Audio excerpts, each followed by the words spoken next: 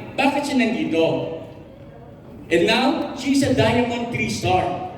And the very young, para malaman natin na wala pong pinipili in Railway International, it doesn't matter who you are, what you are. Hindi po namin tinitinan na Railway or Railway, never asking ano or magkano ang laman ng bulsa mo. Tama ba? Sino ba dito ang inimbita na tinanong kung may pera ka o wala? Tama ba? Because here in Railway International is, ang tinitinan ko dito is ikaw decision mo. Kami po here just to give you what we call inform na namin kayo to give you an idea para magkaroon ka ng interest somehow. Tama ba?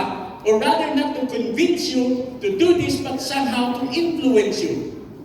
Dahil marami po ngayon ang naghahanap po ng tinatawag na kasagutan both health and sa kanilang pang-ekonomiya. Tama ba? So this person, nung nakita ko siya, sabi ko, parang hindi niya naman kailangan gawin ang railway. Kasi nga, sabi ko sa apelyido pa lang, alam mo nang meron eh. Tama ba? Pag sinabi kasi sabi ng pang-Pinoy ng mga wala, pero pag sinabi pag Chinese ang apelyido, parang iniisip natin, ano ba iniisip? Tama ba tayo iniisip?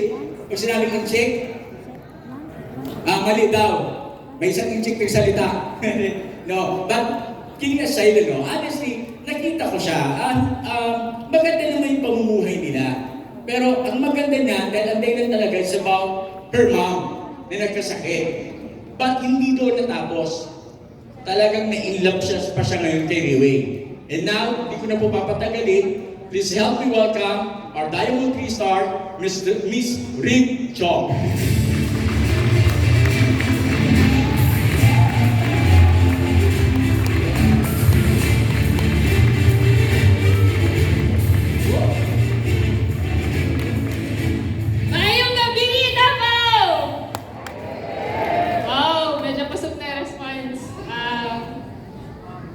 Tonight, I am trembling, not because I am nervous, but because this is a privilege to be here, standing in front of you. And I would like to thank Railway International for giving me this opportunity. Palakpakan na to si Railway. By the way, my name is Ms Chiong. I am a Diamond 3-star of Railway International, and I met Railway through my husband, Justin Chiong, a Diamond 2-star, and through him, I met our team elite Paco, Sir Noe Neneria, and our Diamond 3-star, Miss Marie Portillo. Palakpakan natin yung silang tulong because without these three people, I wouldn't be here today.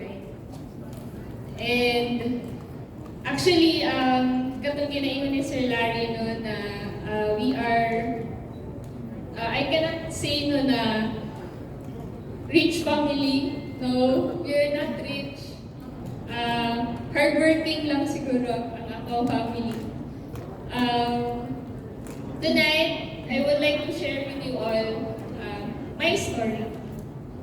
Magchikahan lang ta karon gabi. Okay lang ba? Okay, so I am a registered pharmacist for 7 years now. And I used to work in a retail drugstore for almost 3 years. And while I was working in a retail drugstore, na-experience na po na mag-time in, time out, opener ko, closer ko, sometimes open to close ko kung walay reliever. Na-try ba na ninyo?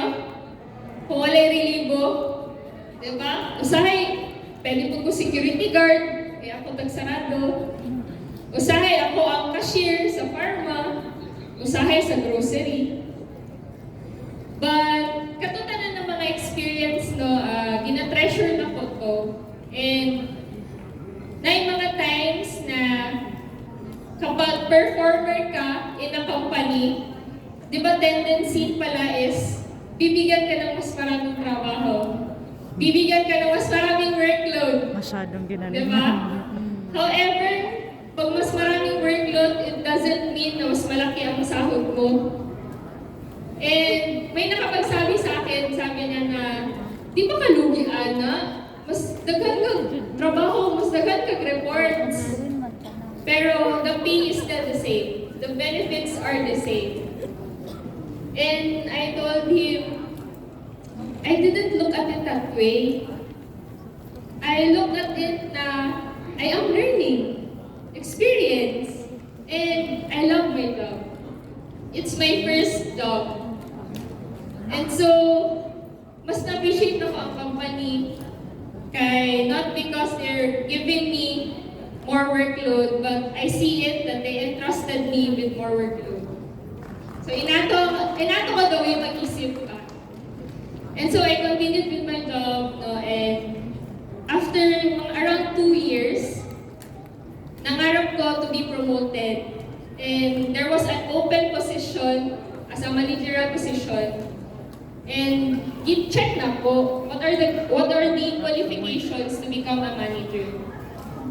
The first thing is kailangan you have a 5 years experience in the company. So ano po ay first qualification pa lang, disqualified naman po. Diba? Kailangan pala may tenureship. So na-discourage ako. But however, I still continued with my job. Then later on, I received a news from my mother. My mother told me that she was sick. My mom was diagnosed with breast CA. And at that time, while I was still working, I don't know what to feel. Kana bitong imuhang huna-huna, nasa imong mama, pero imong work, nakadiri sa Davao, and you cannot do anything about it. And maski pag unsa nimo ka daghang kwarta or kung unsa pa nimo ka bless, dili kita ka ingon usahay kung kano sa dat na sakit.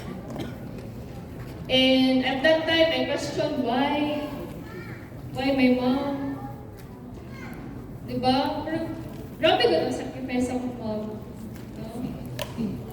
I grew up not being with my mom because she has to work. And I believe dili lang ako no even OFWs in anakod ang ilang mga experiences. We have to do kung unsa ang best for our kids. And at that time, working away from us is mo to ang best para sa iya. And so, I worried. No? I got worried for my mom. I was so worried for her, and to a point na nag-resign ko from my job. I resigned from my job, and I love my job. I love my job, but I love my mother more.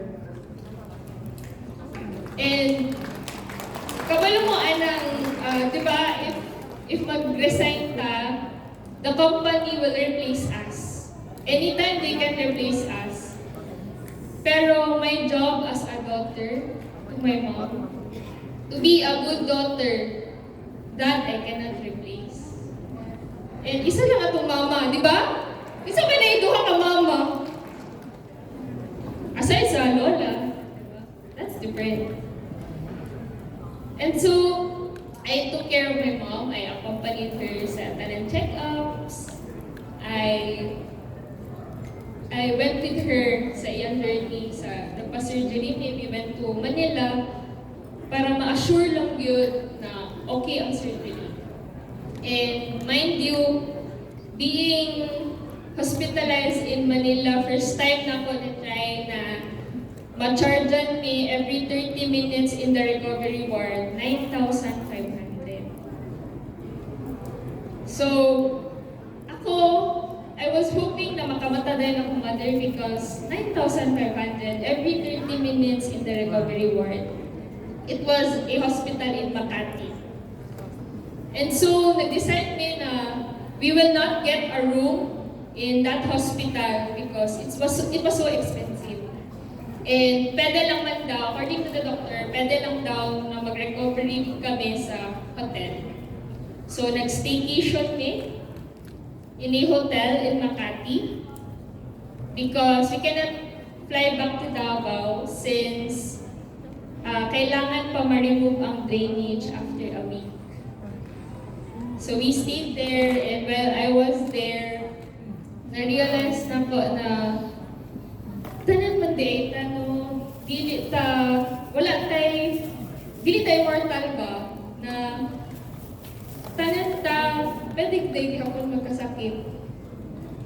No, mawala ang value sa money because pag magkasakit na, we will do everything just to regain back our health.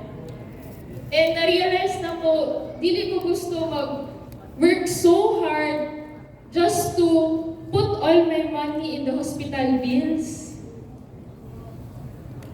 So nag-isip ko, saan kaya niha, na by opportunity na pwede ko makasave para sa ilaha.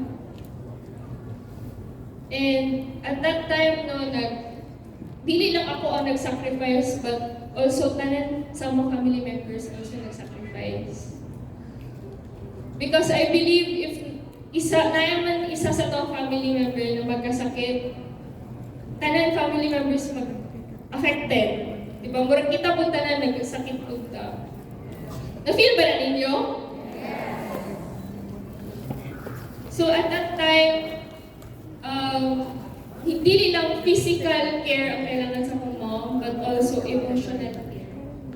No, taking good care of patients, CA patients is not easy. Mo nang every time na mag-share sa kuha, that their mothers got sick, lola nila got sick, or a family member of them got sick, I will get emotional ba na ma-remember na ko tanan na mga happen sa una, tanan na hitabo before. And so, karon, while my mom was recovering, syempre, hindi siya pwede mag-work pa. So, I took over, I helped out in our family business, and there I was exposed to different things. I was exposed kung paun sa mag-handle ng tao. I was exposed na maningil o bayad. Ang tuwir ko si Ani, paningling. Wala mo ba yung anak ko?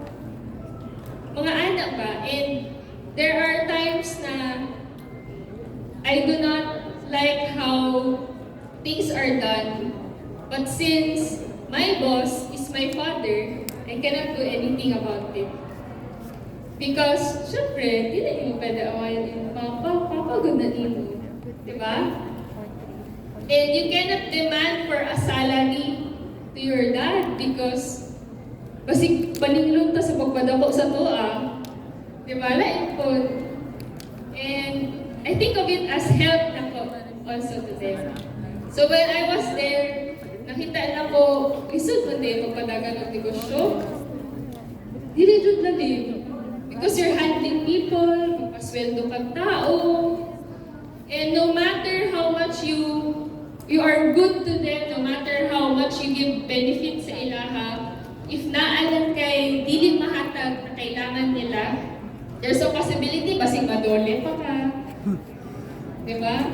Kasi nagpadole or nadole na dere. I bet na Jud, for sure. And so, dito na-realize na dili lalim. And I have so much respect for business owners because they have sacrificed a lot. And while my mom was recovering, nag-isip na ko, mag-open kaya akong own business na ko. Mag-open ko own business na ko na naalam ko in Matanaw because we are based in Matanaw and Bansayan.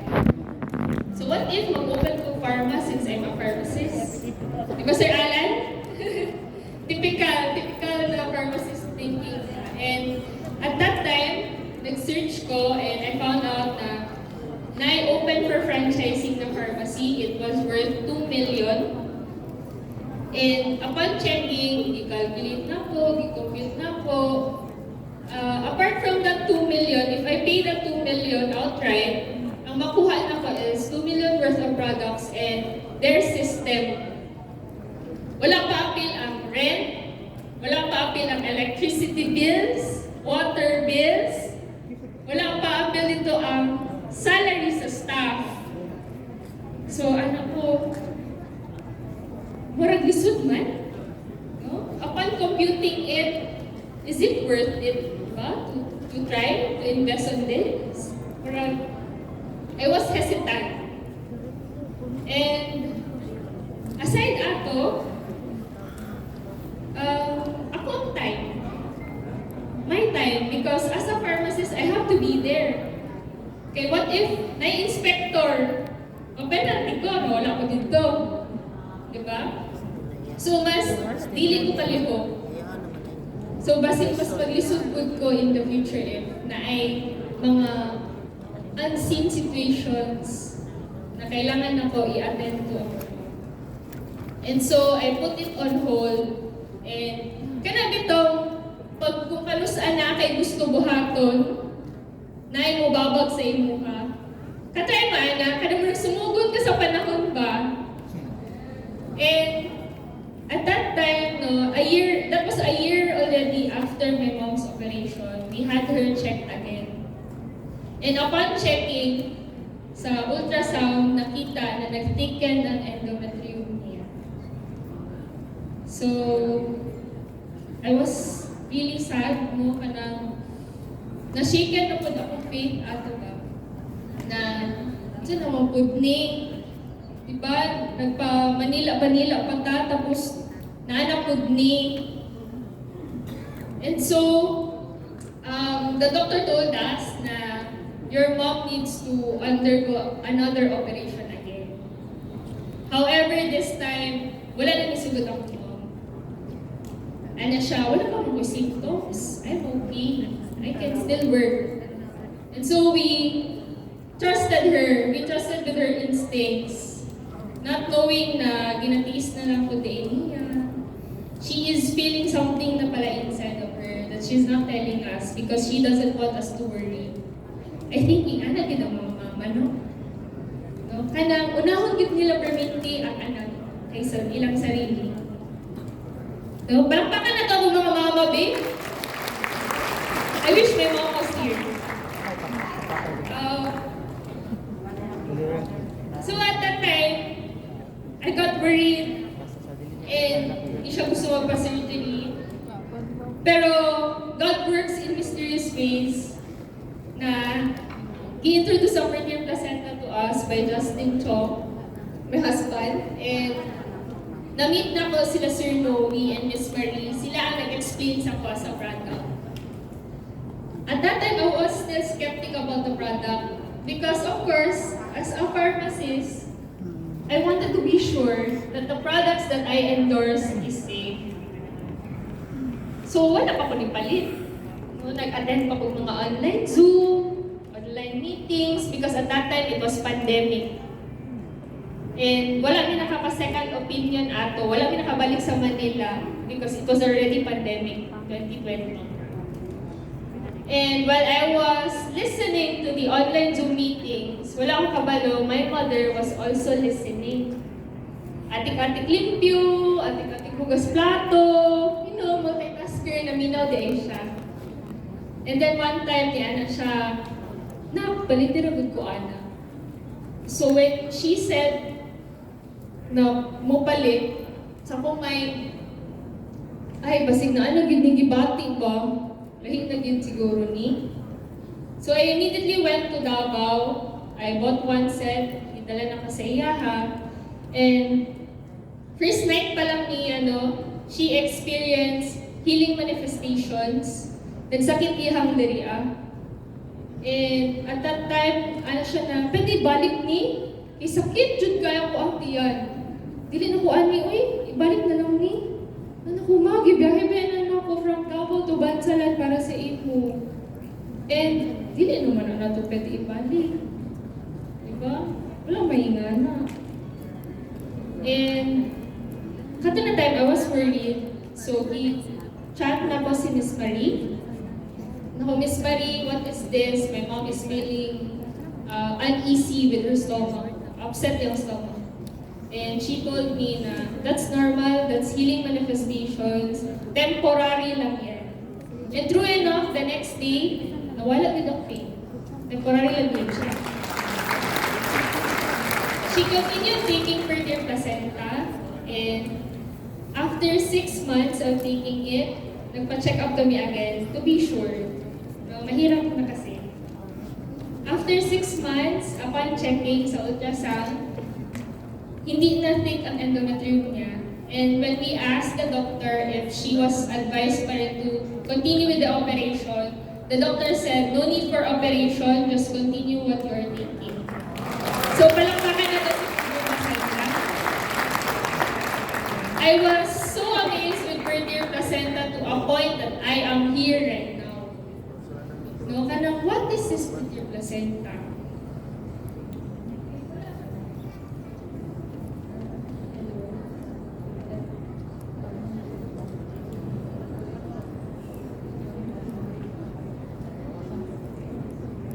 Hello? Nalobat na, taas kaya itong chika. What is this fertile placenta? No? So I got curious about fertile placenta, but what made me more curious is kinsa ang nagdala sa fertile placenta diri. Ngano na ay fertile placenta, kinsa ko pasalamatan. And I discovered Riwi International.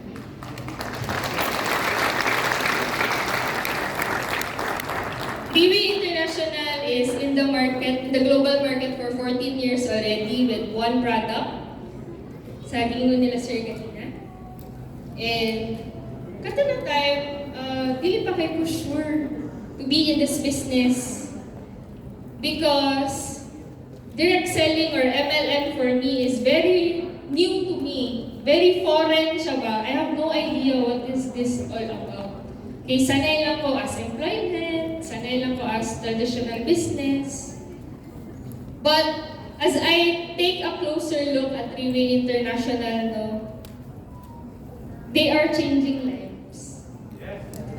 Diba? I believe, dili lang ako makaingon na, but daghang tao maka-attest to it. And as I got a closer look at Riwi International, I fell in love with Riwi. And nung time na naging okay na ang mother ko, I told her na I asked for permission. Ma, pwede ba kong mabalik ng Davao? Because I wanted to do Riwi full time. And you know what's her response? Pwede dili lang. Kaya kailangan tika na rin. Kulang kami sa tao. But despite her disapproval, you know why I still chose Riwi? Because for me, Riwi is the only company where I can repay my mom, where I can assure that my mother's health is okay. And I can only do that if I can sustain fertile placenta, not only to my mom but also to my dad. And I can only do that if I am in the system. And mind you, it's hard to be away from family. No, it's hard to always worrying about them. Di ka sure kay, syempre, mothers, di ba na sila usay mo ingon dayo if na sila dinabati. Di ba? But I still choose to be in Riwi because I want to repay them. I wanted to be sure that they will enjoy life, that they are healthy enough to enjoy life. And Riwi has given me so much security in their health and also in my finances as well. So, that time I really decided, mag-Riwi dun ko. And upon checking the company, no, syempre, dili man dayon ta mag-decide po na mo-join dayon, diba? To do the business right away. I check kung unsa gyud ang nasa Riway. And the first qualification and the only qualification that Riway International has is at least you are 18 years old. Diba? So check ko dito, pasok ko dito. Kasi yung mga dili pa 18 dali. Hala na sila Congrats kay early mo nakabalo sa Riway. Advantage. Bitaw, Riway International has only one qualification, 18 years old and above. Riway doesn't look at your educational attainment. And what's even great about Riway International, aside sa isa lang ang product, isa lang yung studyhan, no? Kaysa pharma, daghang go kay tambal. Si Riway, dili siya maghatag sa imo o things na ikaw worry mo sa business nimo. Riway doesn't give you something that you will worry about, such as having space for rent, looking for space for rent, or payments sa electricity bills, salary staff, because all of these will be taken care of by the company. And mind you, we have a very, very well-trained staff, and these are our business development team, Sir JD and Sir Kerwin. Palakpakan na to sila. And to tell you honestly, I fell in love with Riway not because of maganda ang marketing plan, but I fell in love because maganda ang kanilang product. And some company may have a product, but they might not have a good marketing plan like Riway. Maybe some company have a good marketing plan like Riway, but they don't have the right mindset like the Riway people has. Some may have all of these mentioned, but they don't have a core management team well trained by Mr. Lim Bunho. And kung makabalo lang mo kung kinsa si Mr. Lim Bunho, he is the top 12 in the Chinese business esteem leaders in the world. So palakpakan na to CEO. And Riway International doesn't impose sales target. No? Kami ang nagakota sa sarili. Because for us, syempre in any industry, if you do not put a goal in yourself, if there's no pressure, there is no direction. So ikaw ang magbuot para sa iyong sarili. How much do you want to earn? How much are you willing to invest in this business? How much do you want to start this business? How big do you want to go? And I appreciate Riway International for this because despite not having any sales target, they are still continue to host these kinds of events na for free. Asa mo makita o company na mag-rent o place na dili baya barato, mag-rent o place na ani, magpa-event, and napay free food. Free access pa dyan. Diba? Palakpakan na to si Riway. And not only that, this upcoming October, we will have a Leaders Recognition Night. And Riway International is chartering 100 flights going to Malaysia. 100 flights going to Malaysia. I think this deserves a bigger round of applause. Diba? Only Riway does that. And I am so amazed, I am so grateful for Riway International. And I hope tonight, you have a different perspective of Riway. And I hope you will choose to take a closer look at Riwi International. Once again, I am Rev Liu Chong, a Diamond 3-star of Riwi International.